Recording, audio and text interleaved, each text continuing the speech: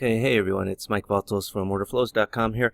I just want to make this quick video to show you something that I thought was interesting today. I don't normally trade this last week, the week between Christmas and New Year's, but I do keep my charts open. I do watch the market, and there was something that was very interesting this morning.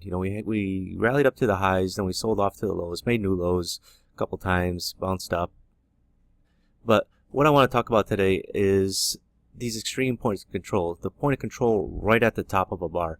Now, I've talked about stopping volume in previous videos, and usually when you get, point of control is the point in the bar, the point of control of the bar, the POC, is the level in the bar with the most volume. And when you get them on the extremes of the bars, either at the top of a red bar or the bottom of a green bar, it's important, because it's telling you that there's volume in the market stopping that move. And lots of times, when you get them at swing highs and swing lows, it could be very telling as to what the market's going to do. So let's just take it, this is the E-mini, this is a 3-range chart.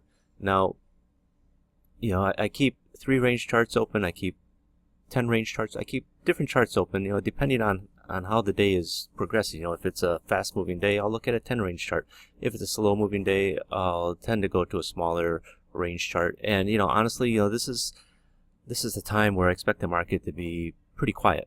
And comparing a 10-range chart to a 3-range chart today, or sorry, well, it's the evening time, but on the 28th, this is the 3. I'll pull in the 10-range chart here real quick.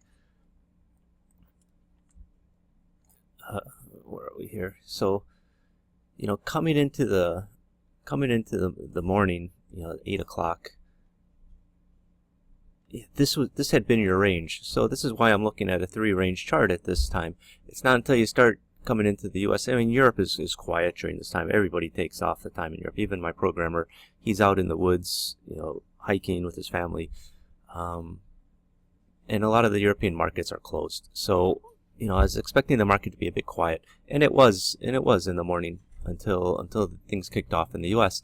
So you're talking, basically a range of 60.5 up to 67, which is a pretty tight range. So that's why I was looking at a 3-range chart. But anyway, I digress. So we're coming into this high here. We're making these new highs. Just coming into the cash open, right ahead of the cash open, you hit this high. You got a ratio bounds low. It's a blue number. You do have a divergence. You got point of control right at the top. Now, at this bar right here, you do have a stacked buying imbalance. Okay, again, just because you have a stacked buying imbalance doesn't mean, hey, get long. Okay, you can take it in context of the market. Okay, first of all, it's right on the high, basically. You had the high earlier, come off, you get some buying again. And then you come up to this level, you got point of control right at the high. I said it's right ahead of the cash open, so, bear that in mind. Volume is going to be a bit lighter. You can see how it, jumps up by about 4 times as much after the cash opens. But if you're reading what you have here, you have, point of control right at the top. You have some stopping volume up there. You got a ratio, which this type of ratio indicates stopping volume. And, you should be looking for the market to come off, even though you have this stacked buying imbalance there. Just because you can't just go out and buy every stack buying imbalance blindly. Watch what's happening in the market, and that's what the order flow is going to tell you. That that this stack buying imbalance is probably not going to work out. And what happens right after you get a stack buying imbalance? You get a couple selling imbalances in the opposite direction. You get selling imbalance, selling imbalance. So you got a bunch of things going on up here. It's like a tempest in a teapot. To steal a quote from Jamie Dimon. You have a divergence, you got a ratio bounds low, you got point of control at the top, you got a couple of imbalances. That's going to precede what you have right here with the stacked buying imbalance. And so, if you're looking to take this trade, where's your stop going to be? It's a 3-range chart, so you should be looking to get in the next bar. So, somewhere around 66.5. Granted, you'll be getting in right on the, somewhere just ahead of the cash open. But your stop's just going to be up here, 68. So you're getting in anywhere between 66.5, 67 if you can. So 6.5, 6 3/4, 7. And you're going to have a stop up here, maybe 7 3/4, 8 at the worst. So you're risking basically a point Okay, and watch what happens. Just make this a little bit easier to see. So worst case scenario, say you miss this bar here, you get short in this bar at 6, probably the worst possible price in this bar, and short at 6, what happens? The market just sells off. Boom, sells off right down, actually down to the low, makes new lows. Now, is there any sign to be getting out yet? No. I mean, here you do have a divergence with the ratio, but these numbers are very, very light, and it's a dramatic sell-off that happens pretty quick over the next couple minutes. And oftentimes you get a bounce on thin volume, and what that is some of the selling is lightened up.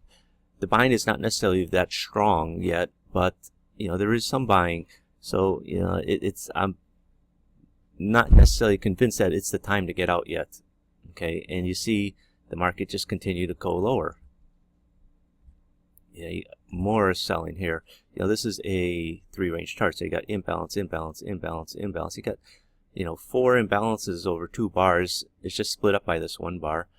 Okay, then you get down to this area at at 57, 57.5. You do have a stack buying imbalance. Okay, you do have your first big solid delta, positive delta. Okay, and you're thinking, hey, maybe I should think to take some off. You can. I don't think there's anything wrong with that. I'm not going to say, oh, you should still hold it. But you come into this area, deltas get kind of small, 300, 190. Some selling coming in here. You got selling imbalance, selling imbalance. Then you do go lower. You got a stack selling imbalance here. And, I've talked about this before. When I see a stack buying imbalance followed by a stack selling imbalance within this area, my software will draw out a zone. You could adjust it. I have it set at 5 because really I'm looking for the stacked imbalance to hold over the next 5 bars. If it's when you're trading out in here, I'm not really interested in the stack buying imbalance. If I'm going to see a move, it should happen within 5 bars, the next 5 bars, 1, 2, 3, 4, 5. But generally, the move should be starting already by the 3rd bar. And you can see it here, it's not. And then you get a stacked imbalance in that same 5-bar zone. And I find that to be very negative. So you have the stack buying, and then you get the stack selling imbalance, and it's within that zone. And then you go lower. I mean, look at that. It's holding. And what do? You trade back up this area. You got 4,000 on the offer up here. The market can't get past that, and you make new lows. Okay, so you get down here to 4.5, 54.5, and what do you got? Point of control right at the bottom of the bar.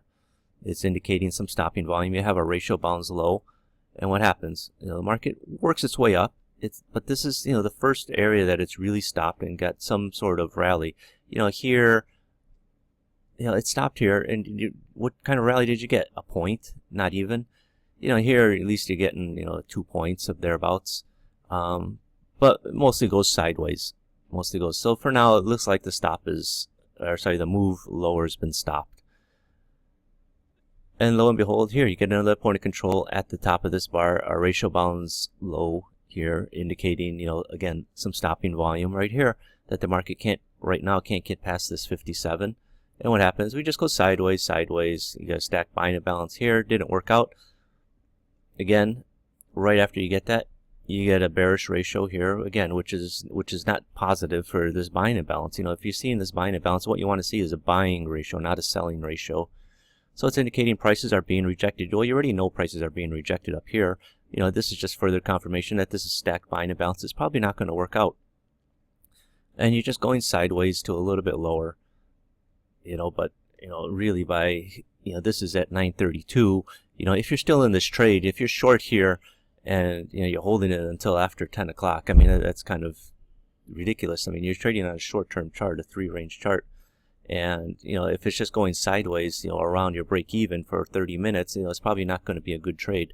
And it does rally back up, and again, starts working its way back down. You got selling imbalance here, selling imbalance here, the delta surge kicking off, and you just go lower.